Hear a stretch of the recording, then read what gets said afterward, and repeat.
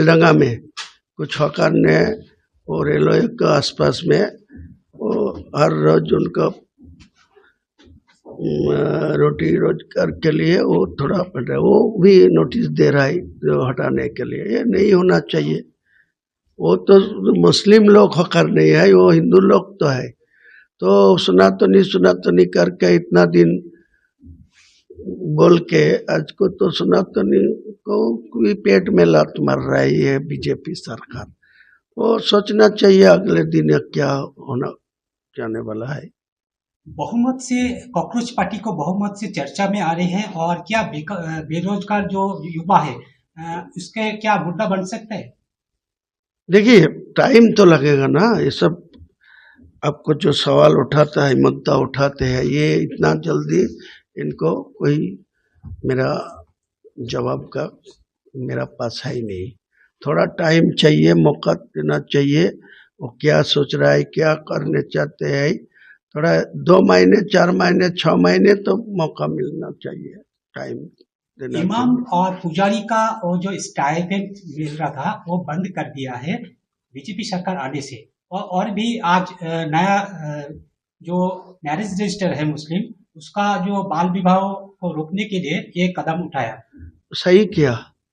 कोई Indian citizen होने का उनका जो रूल्स है, 18 साल का पहले सारे जो को शादी दिला रहा है, वो तो नहीं होना चाहिए, वो रोक दिया, ठीक ही किया। राज्य में बीजेपी सरकार आने से पेट्रोल का भाव ज्यादा बढ़ गया है। वो तो नेशनल मैटर है, नेशनल अब सब जानकारी है। जो इजराइल और अमेरिका को साथ ईरान का जो संघर्ष चल रहा है, इसके लिए इनका पहले पेट्रोल डीजल गैस का कीमत बहुत बढ़ गया। ये तो इलेक्शन था इसीलिए बाद में बढ़ा, तो ज़्यादा नहीं बढ़ा। जो नेशनल इंटरनेशनल मार्केट जो है इनके भारत में, वेस्ट बंगाल में जो बढ़ा ठीक ही है, और कोई दिक्कत नहीं है। रेड रोड में नमाज पढ़ने के लिए बड़ी वितर्क चर्चा में आ रही है भाई। क्या जिसका जगह है, जिसका जमीन है, जिसका रोड है, वो नहीं करने देगी तो क्या बोलना चाहिए? नहीं होना चाहिए, नहीं पढ़ना चाहिए। मुसलमान लोग ईद का नमाज, हर रोज का नमाज, 5 वक्त का नमाज सब মসজিদে দাঁড়িয়ে বলছি কত বড় হারামখোর মিথ্যাবাদী। হ্যাঁ, আমাদের খেতুরে হাটে দেখেছি। ঠিক বললাম না ভুল বললাম? আরে আমি নিজে ইলামবাজার হাটে এইছি, কুরবানির সময় দেখেছি যে এক মালকে আমাকে বলছে, মৌলী সাহেব মসজিদ আছে, কসম করে বলছে কিনেছি 18-তে, আর তার পাশের মালটা বলছে ও 15-ই কিনেছে। একদম ঝাড়া কাঁচা মিছে কথা, কি বুঝলেন? দিয়ে বলছে আমার ব্যবসায় বরকত হচ্ছে না, 40টা গরু বিক্রি করলাম কুরবানিতে। মৌলী সাহেব তারপরও ভাবে মিথ্যা কথা বললে ব্যবসায় বরকত কোথা পাবি? কষ্টর বিষয়, আপনি হারাম হালাল চিনেননি, তার মারাত্মক কারণ আপনার কাছে দ্বীনি শিক্ষা নেই। বেঈমান কাফেররা দ্বীনি শিক্ষা না থাকার কারণে বর্তমানে যে পরিস্থিতি এসছে, প্রত্যেকটা গ্রামে প্রত্যেকটা মসজিদে একটা মক্তব চালু করা দরকার। প্রত্যেকটা মসজিদে আপনার ছেলে স্কুলে যাবে তো যাবে, সে যেন এসে বিকাল বেলায় মক্তবটা যায়, সে যেন সকাল বেলায় ফজরের পরে মক্তব যায়। সেই মক্তব চালু রাখলে আপনার ছেলে হারাম হালাল চিনবে। এতগুলো মৌলবি বায়ান করলেন আমার আগে পর্যন্ত, মুমতাজ ভাই পর্যন্ত। আচ্ছা, কেউ বলেছে যে ছেলেকে শুধু মাদ্রাসায় পড়িয়ে মৌলবি করো, ডাক্তার করা যাবে না, মাস্টার করা যাবে না, উকিল করা যাবে না, রেজিস্ট্রার করা যাবে না, আইপিএস করা যাবে না? কেউ বলেছে? কেউ বলতে পারবে না। আপনার ছেলে ডাক্তার হবে, মাস্টার হবে, প্রফেসর হবে, ইঞ্জিনিয়ার হবে, আইপিএস হবে, নেতা হবে, মন্ত্রী হবে। আল্লাহর কসম খেয়ে বলে যাচ্ছি, যদি তার কাছে দিন না থাকে আমার আল্লাহর কাছে কোনো মূল্য নাই। যদি দিন না থাকে আল্লাহর কাছে কোনো মূল্য পাবে না। আপনি সন্তানকে শিক্ষা দিতে পেরেছেন, দিন দিতে পারেননি, যার কারণে হারাম হালালের বিচার নাই। পাথরের গাড়ি চালায়। মুসলমানের অবস্থা বলে দিই কিরকম হারাম হালাল বুঝেছে। বীরভূমের অনেক ছেলে ডাম্পার চালায় না, পাথরের গাড়ি চালিয়ে গিয়ে পাথর খালি করবে কোথায়?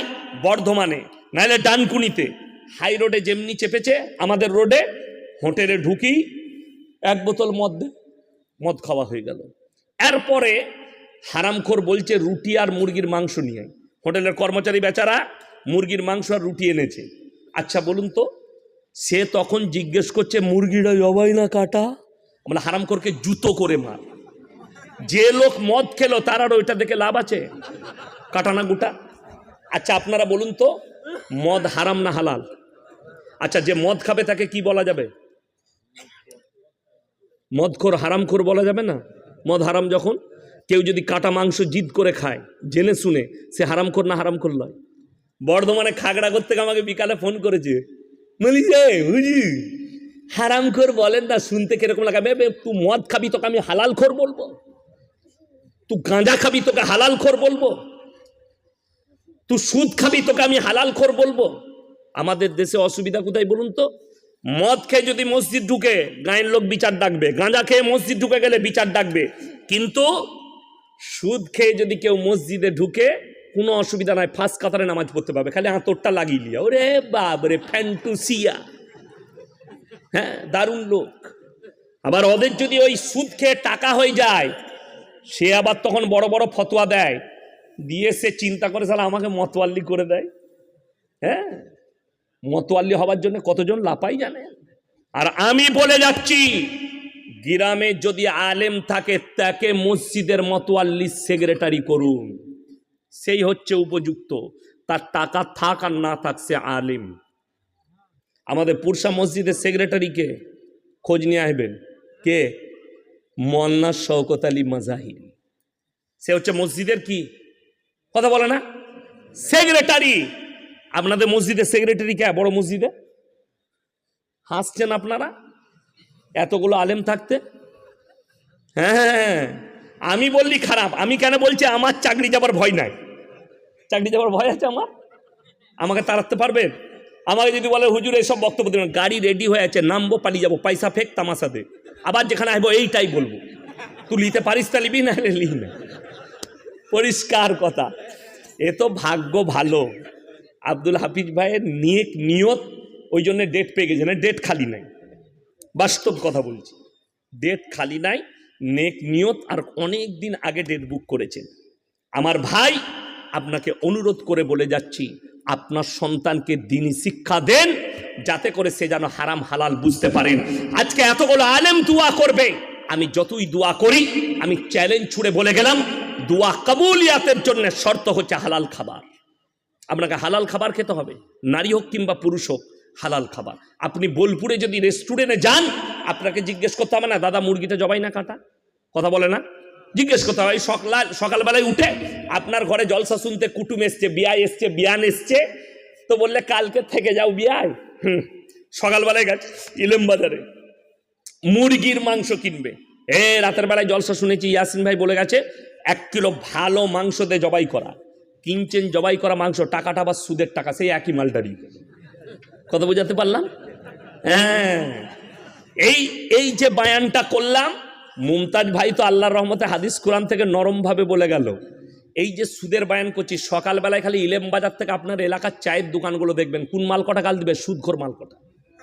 ওকে আবার দাওয়াত দেবে বা যে মুলবি, ওই মাল কটা গাল দিবা। তোরা গাল দিলে সুদ কখনো হালাল হবে না। ঠিক বললাম না ভুল বললাম? আমাকে গাল দিলে সুদ হালাল হবে? আমাকে গাল দিলে মদ হালাল হবে? কখনোই হবে না। মৌলবীকে তুমি গালি দাও, আমি এই বীরভূম ডিস্ট্রিক্টের কথা বলছি, জায়গার নাম করব না। ইমাম সাহেব জুম্মার দিনে সুদের বায়ান করেছে, রাতের বেলায় গিয়ে ইমামকে হুমকি দিয়েছে, রাত 12টার পরে এরপর যদি কোনোদিন বায়ান করেছেন আপনাকে মার্ডার করব। বীরভূম ডিস্ট্রিক্ট, আমি জায়গার নাম করব না, তারা ধরে ফেলবে, মাল আমাদিকেই বলেছে। কিন্তু তারা যদি শুনে, তোমরা শোনো, তোমাদেরকে সাবধান করলাম, তুমি মৌলবীকে হুমকি দিতে পারবে, আল্লাহর কসম কোরআনের আয়াত তুমি কাটতে পারবে না, রাসূলের হাদিস তুমি কাটতে পারবে না। তুমি কবরে যাও, তুমি বুঝতে পারবে তুমি কত বড় হারাম পদক্ষেপ নিয়েছো। আপনারা বলুন, লটারির টিকিট হারাম না হালাল? আমি ইলেম বাজারে দেখাবো, মুসলমান লটারি বিক্রিও করছে, লটারি কাটছে। ঠিক বললাম না ভুল বললাম? ইলেম বাজারে দেখিয়ে দেবো আমি, মুসলমান নিজে লটারি বিক্রি করছে, কাউন্টার খুলে। তাকে জিজ্ঞেস করুন হালাল কোথা থেকে ফতোয়া পেলে। এই মৌলবীরা কেউ হালাল দিয়েছে ফতোয়া? যদি লটারির টিকিট কাটা হালাল হতো, এই ইমামরা তোমরা যা বেতন দাও, আমরা প্রত্যেক দিন একটা করে কাটতাম, 1 কোটি পড়ে গেলেই বাস কিস্তি মাত। কথাটা বুঝতে পারেননি? হারাম বলি তো আমরা ওই জায়গা যেতে পারি না। ওই জায়গায় দাঁড়াতে পারি না, আর তুমি ওটাকে হালাল করে নিয়েছো নিজের জন্যে। কত কষ্টের বিষয়। আর বেঈমান কাফেররা এটাই চেয়েছে, তারা কামিয়াবি লাভ হয়েছে। আপনি মুসলমান আজকে হারাম জিনিসগুলোকে হালাল করেছে, যার কারণ কেন? তার কারণ হচ্ছে না দ্বীনি শিক্ষা আছে, না তুমি আলেমদের টাচে আছো। তুমি যদি আমল করছো, এখন মানুষ আমল কোথায় করছে? হাদিস কোরআন কোথায় দেখছে? মোবাইলে।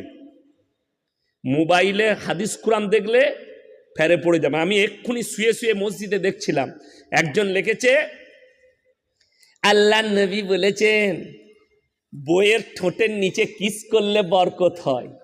আমি সাল্লাহ বরকত, এ হাদিস কোথায় পেলাম? আবার লিখেছে হাদিস। আমি তাকে কমেন্টে লিখলাম, ওই মূর্খ, হাদিসটা পেলি কোথায় বে বলুন? এরপর মানুষ এইটার উপরে আমল করবে যে না, তাহলে নামাজ ফামাজ কিচ্ছু পড়া লাগবে না, খালি দিন রাত বইয়ের ঠোঁটের নিচে কিস খাবো, বরকত পাবো। আল্লাহ ঝামেলা শেষ আছে। এই মৌলবিগুলো খেপে যাবে যে আল্লাহ আমরা জীবনে এই হাদিস পড়ি নাই। বিবিকে ভালোবাসলে, স্বামী স্ত্রীর মহব্বত থাকলে সেই বাড়িতে বরকত আছে, রসুলের হাদিস আছে। কিন্তু স্ত্রীর ঠোঁটের নিচে কিস খেলে বরকত ফেসবুকে। আপনি যদি ফেসবুকের আমল করেন তা আপনি বিপদে পড়বেন। হাজারো বেঈমান কাফেররা নবীজির নাম নিয়ে মিথ্যাচার করছে।